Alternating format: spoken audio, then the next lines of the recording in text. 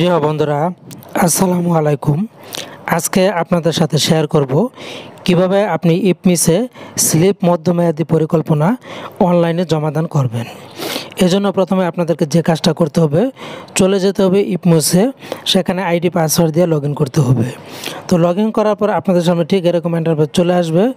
আসার পর খেয়াল করুন, এখানে কিন্তু 0 মাস 8 দিন এবং 8 ঘন্টা সময় বাকি আছে। এই সময়ের মধ্যে আপনাকে কিন্তু এই পরিকল্পনাটা জমা দিতে হবে। তো এদিকে খেয়াল করুন, এই পরিকল্পনা জমা দেওয়ার জন্য স্লিপ মধ্যমেয়াদী পরিকল্পনা এখানে প্রেস করলে আপনাকে ভিতরে নিয়ে যাবে। এছাড়া আপনি যদি মেনু বার থেকে যেতে চান তাহলে আপনারা চলে যাবেন ড্যাশবোর্ডের 3 লাইনস অপশন, এখানে প্রেস করে দিবেন। প্রেস করে দেওয়ার পর স্ক্রল ডাউন করে নিচের দিকে চলে গেলে আপনারা পাবেন স্লিপ ব্যবস্থাপনা। এই স্লিপ ব্যবস্থাপনা একটি প্রেস করে দিবেন। প্রেস করে দিলে এখানে 3টি অপশন পাবেন, স্লিপ টিম গঠন, স্লিপ আবেদন তালিকা। তো স্লিপ টিম গঠন না করে কিন্তু আপনি স্লিপ আবেদন করতে পারবেন না।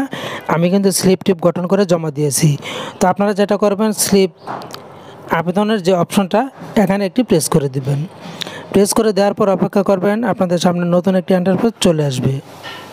তো বন্ধুরা, ঠিক এরকম একটা ইন্টারফেস চলে আসলে এখানে খেয়াল করুন, প্রথমে স্কুলের নাম দেওয়া আছে, ওইগুলি বাই ডিফল্ট দেওয়া থাকবে, আপনার কোনো পরিবর্তনের দরকার নাই। এরপর এখানে পাবেন প্রথমেই বিদ্যালয়ের সাধারণ তথ্যাবলী। বিদ্যালয়ের সাধারণ তথ্যের মধ্যে বিদ্যালয় উন্নয়ন পরিকল্পনা প্রণয়নের উদ্দেশ্য, কী উদ্দেশ্যে আপনার বিদ্যালয়ে উন্নয়ন পরিকল্পনা করা হচ্ছে তার একটা জবাব কিন্তু এখানে আপনাকে লিখতে হবে। লাল স্টার দেওয়া ঘরগুলো কিন্তু অবশ্যই পূরণ করতে হবে। তো সেই কারণটা আপনি এখানে লিখে দিবেন। লিখে দেওয়ার পর আবার বাম পাশে চলে যাবেন। প্রথমে যেটা দিতে হবে, শিক্ষকের অনুমোদিত পদ, কর্মরত শিক্ষকের সংখ্যা, শিক্ষকের শূন্য পদ, শিক্ষক অনুপাত, প্রয়োজনীয় শিক্ষক, এগুলি কিন্তু সব বাই ডিফল্ট দেওয়া থাকবে। আপনার হাত দিতে হবে না, কিছু করা লাগবে না, এগুলি এমনিতে অটো চলে আসবে। তো এরপরে যেটা করতে হবে, চলতি বছরের শ্রেণীভিত্তিক ছাত্রছাত্রীর সংখ্যা কিন্তু এখানে দিতে হবে, প্রাথমিক থেকে 5ম শ্রেণী পর্যন্ত। তো খেয়াল করুন, এগুলিও আপনার দেওয়া দরকার নাই, বাই ডিফল্ট কিন্তু এখানে দেওয়া থাকবে, অটো চলে আসবে। বিশেষ চাহিদা সম্পন্ন জোরে পড়া ছাত্রী, জোরে পড়া বিশেষ চাহিদা সম্পন্ন, জোরে পড়া চাহিদা সম্পন্ন ছাত্রী, সব অটো চলে আসবে, কারণ এগুলি আপনি আগেই কিন্তু ইপমিসে তথ্যগুলি দিয়েছেন, সেই সংখ্যাটা এখানে চলে আসবে। তো এখানে হাত দেওয়ার দরকার নাই, চলে যাবেন নিচের দিকে যাওয়ার পর এরপর পেয়ে যাবেন বিদ্যালয় পরিস্থিতি বিশ্লেষণ, সমস্যার বিষয়, আপনার বিদ্যালয়ে কোন ধরনের সমস্যার কারণ, কেন এই সমস্যা হলো, সমস্যার প্রভাবে আপনার কি অসুবিধা হচ্ছে। এরপরে যে অপশনটা সেটা হচ্ছে সমস্যা সমাধানের প্রয়োজনীয় আপনি কি কার্যক্রম গ্রহণ করেছেন। তারপরে হচ্ছে সমস্যার সমাধানে বিদ্যমান সক্ষমতা, আপনার সক্ষমতা আছে কিনা। এই কয়টা ঘর কিন্তু আপনাকে পূরণ করতে হবে। এজন্য যে কাজটা করতে হবে, এখানে পেয়ে যাবেন সমস্যার বিষয়ে যোগ করুন, এখানে প্রেস করলে আপনাদের জন্য কলামের ঘরগুলি চলে আসবে। তো এখানে আপনারা কয়টা সমস্যা আছে সেই সমস্যাগুলি লিখবেন। এখানে দেখুন সমস্যার বিষয় যোগ করুন, আপনার একটা সমস্যা হলে একটা ঘর নেবেন, 2টা হলে আরেকটা বাড়াবেন, 3টা হলে আরেকটা বাড়াবেন, এভাবে বাড়িয়ে যাবেন, এভাবে আপনাকে দিতে হবে। এরপরে যে অপশনটা সেটা হচ্ছে অভৌত চাহিদার মধ্যে কার্যাবলী, কি কাজের জন্য আপনার অভৌত চাহিদা দরকার, এজন্য বর্তমান সংখ্যা কয়টা আছে, বর্তমান কি অবস্থায় আছে। এরপর 3 বছরের আপনার একটা চাহিদা দিতে হবে, বাস্তব সংখ্যা কতগুলি আছে, আপনার কতগুলি প্রয়োজন। ঠিক এই অপশনগুলি পাওয়ার জন্য আপনাকে যেটা করতে হবে, এখানেও আপনি পেয়ে যাবেন অভৌত চাহিদা যোগ করুন, এখানে প্রেস করে দিবেন, আপনার সামনে তালিকা ঘর চলে আসবে, সেখান থেকে আপনি এই তথ্যগুলি দিবেন। আরেকটি কথা বলে দিচ্ছি, এখানে আপনার অভৌত চাহিদা 2টা থাকতে পারে, 5টা থাকতে পারে, 6টা থাকতে পারে, সবগুলিতে আপনি অভৌত চাহিদা যোগ করুন দিয়ে ঘর বাড়িয়ে নেবেন। এরপরে হচ্ছে বিদ্যালয়ের অবকাঠামোগত চাহিদার মধ্যে প্রথমে হচ্ছে কার্যাবলী, বর্তমান সংখ্যা, বর্তমান অবস্থা কি। এরপর 3 বছরের চাহিদা এখানে দিবেন, 3 বছর আপনার কি পরিমাণ চাহিদা দরকার।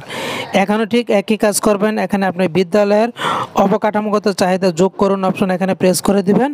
আপনার একটা চাহিদা থাকলে একটা ঘর আসবে, আপনার যদি 2টা চাহিদা আপনি আবার বাড়িয়ে দিবেন, তখন আরেকটা ঘর চলে আসবে, এভাবে একটার পর একটা ঘর আপনি বাড়াতে পারবেন। এরপর চলে যাচ্ছি বার্ষিক আয়ের খাতসমূহ। আপনার বিদ্যালয়ে বছরে কোন কোন খাত থেকে আয় হয় তার একটা বিবরণ দিতে হবে। আয়ের খাত, এই যে এখানে কোন খাত থেকে আয় হয়, খাতের নাম লিখবেন, টাকার পরিমাণ, কত টাকা আয় হয়, মন্তব্যের ঘরে মন্তব্য দিয়ে দিবেন। এরপরে এখান থেকেও ঠিক পূর্বের মতো আপনি আয়ের খাত যোগ করুন। আয়ের খাত কয়টা থাকে, একটার পর একটা যোগ করতে পারবেন, একটার পর একটা ঘর চলে আসবে। এরপরে যে অপশনটা সেটা হচ্ছে বার্ষিক কার্যাবলী। আপনি বছরে কি কি কার্যক্রম করেন তার একটা তালিকা দিতে হবে। আপনার কোন কোন দরকার, কোন কোন কাজ আপনি আপনার এই স্লিপ ফান্ডের টাকা দিয়ে করবেন সেই তালিকাটা দিবেন। প্রথমে দিবেন ক্রমিক নং কার্যাবলী, বাস্তব পরিমাণ কতটি সংখ্যা, হার একক দাম, একক হার প্রতি দাম কত, তারপরে দিতে হবে টাকার প্রাক্কলিত পরিমাণ, এই কাজটা করতে আপনার কত টাকা লাগে তার পরিমাণ দিবেন।